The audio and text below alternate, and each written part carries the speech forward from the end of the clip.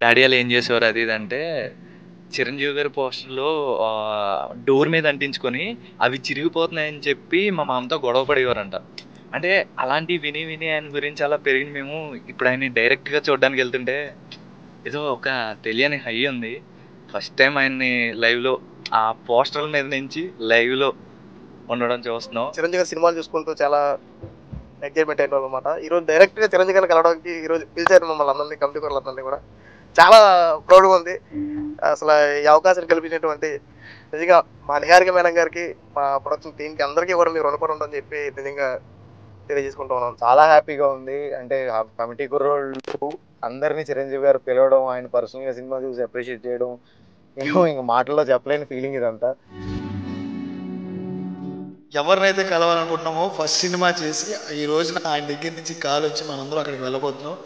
నిజమైన ప్రయాణం మనకి ఈ రోజే మొదలైంది, ఇప్పుడే మొదలైంది.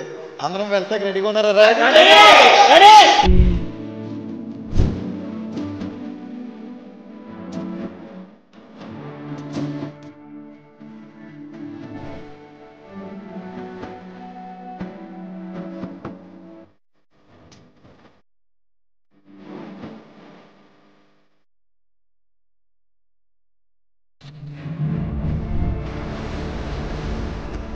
Director committee పోవాడు.